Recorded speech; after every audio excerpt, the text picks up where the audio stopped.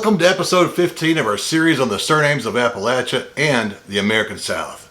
As you know, there are thousands of surnames in these regions, so to make our task more manageable, we're focusing on pre-Civil War surnames. As always, each of the family names we'll examine today was requested by members in our YouTube community. And please note that I discuss surnames in the order that I received them. In case you missed the previous video, I'll post a link to it in the description. That video, episode 14, has a list of shows and their respective surnames at the end, so stay tuned for that. So, today on the Vanntage Point, we're going to be talking about the origins and meanings of 10 common and not so common Appalachian and Southern surnames. I hope you'll join me. Let's get this surname party going. Number 1, Gray. McClysick says that this surname could be of English or Scottish origin when found in Ireland. As with most names taken from colors, Gray was originally given to an Englishman who had gray hair. Harrison also says that a person with a gray complexion could have attracted the surname. I'm not sure if I've ever seen a person with a gray complexion unless they were dead, but if I did, I might have been accused of staring. 3 surnames associated with colors, white, brown, and green, are found among the most common surnames in Wales. But Gray is not among them. Gray is found in England, Ireland, and Scotland, so a paper trail would be needed to determine where your specific line of Gray originated. Number 2, Bustle. Please don't think that Bustle was derived by a person with a speech impediment who had trouble pronouncing the letter R in Russell, as in Bustle. This toponomic surname hails from France. Il est un nom de famille de Français. It's taken from the place names like Boisseau, which means water wood, and Boissel. Number 3, Lanham. Like the surname Suttles, which we covered in episode 14, Lanham seems to be exclusively an English family name. I can imagine that someone is about to write me to say that his or her 9th great-grandmother was a Lanham born in Ireland in 1602. That may well be the case, and it may be true, but I'm not clairvoyant.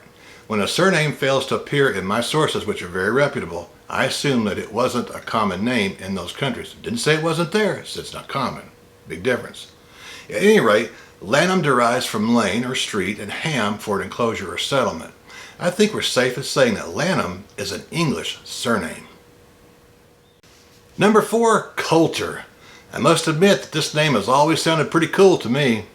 It must have sounded pretty cool to medieval folks in Ireland, Scotland, and England, where it originated as an even earlier Old English name for a person who herds colts or young horses. With that stated though, in Scotland it's derived from a manor of that name in Lanarkshire. If we could go back to the bonny country in 1226, we would find Richard of Lanark serving as the sheriff. Coulter is found in Ireland and Ulster as a Scottish name associated with Lanarkshire, and as an alternative form of this native Irish name. Ballycutler in County Down takes its name from Coulter. I'm afraid a paper trail and perhaps Y chromosome test results are needed to clarify from whence your line of Coulter originated. Number 5, Runyon. Here's another cool sounding name, Runyon. It was derived from a French chef who ran after onion thieves. No, strike that comment, I'm sorry. Couldn't resist a feeble attempt at humor. It's actually derived from a French name. Some genealogists have assumed that Runyon was an Irish Gaelic surname, but it's nearly absent from any of the regional books on surnames in the Isles. It seems that it was introduced into Ireland by French Huguenots in the 1600s, not the Normans in the 11th century or 1100s. This Huguenot surname is like my maternal line, Voiles or Voyer. While one's ancestor may have lived in Ireland for a generation or two before taking part in one of the 5 major waves of immigration from Ulster to America in the 1700s, Runyon is best described in America as a French Huguenot surname. Some of you might be wondering about the word Huguenot anyway. It was applied to followers of the teachings of the Protestant reformer John Calvin. Number 6, Stapleton. If you just returned from an intergalactic journey, you may not have heard of the country music entertainer named Chris Stapleton. Chris is from eastern Kentucky, near the country music corridor or highway that produced the likes of Loretta Lynn and her sister Crystal Gale, among others. Stapleton is an Old English surname that originated in Yorkshire and the northern Midlands of England. It was derived from one who lived in an enclosure with dwellings. While there are records of at least one Stapleton living in Scotland, Black contends that he was most likely from Yorkshire, where there is a village named Stapleton. Of course, that'd be in England. To make the waters even muddier, MacLeisic claims that in Ireland, the surname was introduced by Normans in the 12th century, which really doesn't make a whole lot of sense.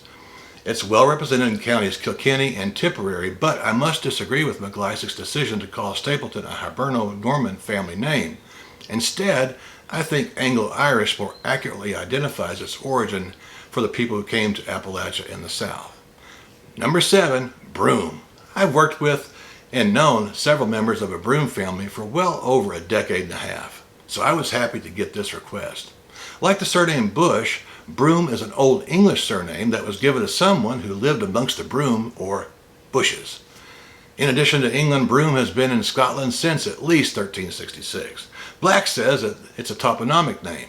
There are places named Broome near Hawick, Ayr, and Dumfries in Scotland. It's interesting to note that many of the Scots who moved to Ulster did so from Dumfries and Ayrshire. Those Scottish regions were the major source areas for the South Scots-Irish people. Because of that, I was surprised to see that Bell doesn't even mention Broome in his book on Ulster surnames. It's also absent from MacLeisic's book. And as a result, and I have to follow the literary evidence that I have at my disposal and say that the Broome surname in Appalachia in the South came from immigrants from England or Scotland. If Broome folks were in Ulster, they didn't stay for long, or they were few in numbers. Number 8, Mead. Harry Mac Van Sr. was my grandfather. He owned a barber shop in Oliver Springs for at least 40 years. For most of those years, he worked with a fellow known to me only as Mr. Mead. So thinking about Mead brings back many memories of getting haircuts, and Papa loved the old high and tight haircuts, that's for sure. At any rate, Mead has at least two origins. One is in England and the other is in Ireland. In England it meant dweller at a meadow. In Irish Gaelic it identified a person from Meath, a county just north of Dublin, and Mead is not found among the more common names in Scotland or Wales. So I think we're safe in calling Mead an English or Irish surname. Number 9, Montgomery. I must admit that I've not had the pleasure of meeting many people named Montgomery. But when I was a kid, my family did shop at Montgomery Ward's. How many of you remember that store? Boy, am I telling my age. I also had a major crush on Elizabeth Montgomery. She was a star of the TV show called Bewitched. Montgomery was introduced into the Isles when the Normans brought the French toponymic with them.